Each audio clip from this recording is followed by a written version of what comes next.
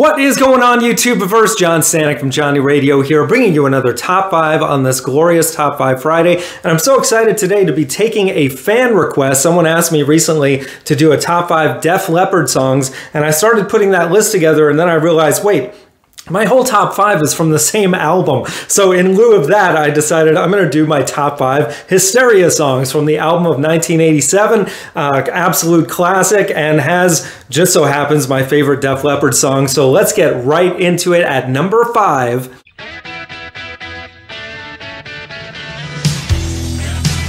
Armageddon It.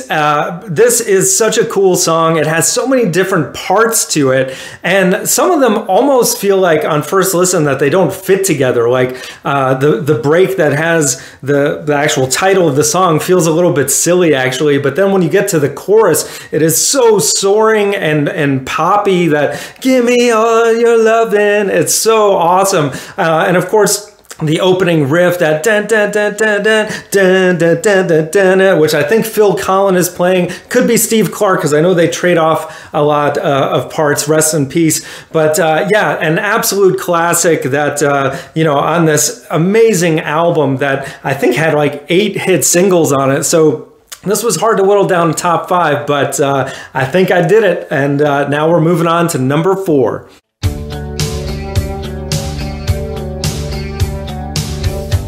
Hysteria, the title track from this album, and another just gorgeously produced track. I gotta just say, the clean electric guitar on this sounds so cool with that arpeggiated guitar riff, and again, a very catchy chorus with Joe Elliott just singing at the best of his capability. I think he's really an underrated vocalist, and he's still got it, man. I had the opportunity to see them live last year, and they just blew my mind, especially Joe. Can still hit all the high notes, and in a torrential rainstorm, no less, they were still hitting all the notes without missing a beat. Absolutely incredible, and that's just my number 4. So now at number 3...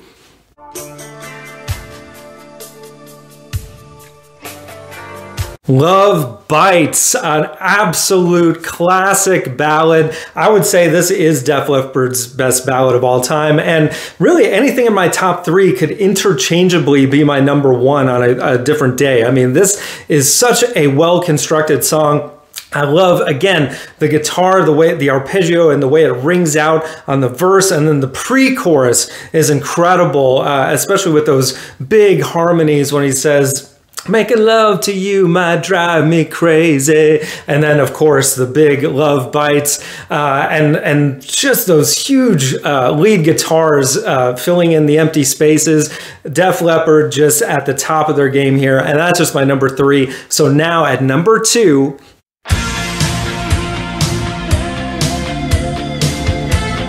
Animal. Absolutely gotta love this track. It is just, you know, just the intro alone. Again, just magnificent guitar work on everybody's part, and then it's just such a fun build up to that huge chorus. And I want, and I need. It's like, oh man, I remember hearing this live. I almost lost my mind. It was like, you know, going back in time to 1987, this was one of my favorite bands at that time. I remember even like in school on my notebook writing Def Leppard with the triangular D, and you know, I thought it was so cool. And you know, the fact is, as time has passed, maybe it hasn't stood up as great, but I think this album still has some amazing songs, and this is definitely one of them. Catchy, rocking, Rick Allen. I gotta mention, just really one of the most incredible drummers ever, what he could accomplish with just foot pedals and one arm. Unbelievable, and that's just my number 2. So now at number 1...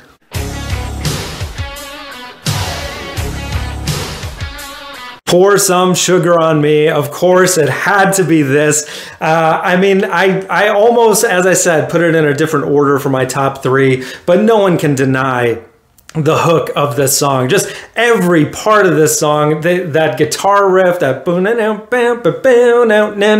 it's got like such a bluesy background to it, but in such a 80s hair metal pop rock extravaganza of a sound, and it still holds up, man. I think it is, you know, it's still fun, you know, all the sexual innuendo, and you know, you can sing every part of it. Everybody loves this song, and yeah, you got to rock out to Pour Some Sugar on Me and Hysteria as a whole. So let me know, guys, in the comments below what you think. What would your top 5 be? If you're so bold, leave me a top 10. I mean, as I said, there were so many hit singles. I almost put Rocket on my list. Of course, Women was another big hit, but those, I think, are my 5 favorites. And if I'm being honest, my 5 favorite Def Leppard songs of all time. So guys, we got top 5s every Friday, album reviews, so much more. Thank you for watching, and as always, Viva la Vinyl. So guys, thanks so much for watching. Please like, subscribe, and be sure to ring the bell for notifications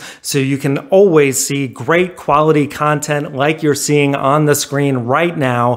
Thank you so much for supporting Johnny Radio, and I'll see you soon.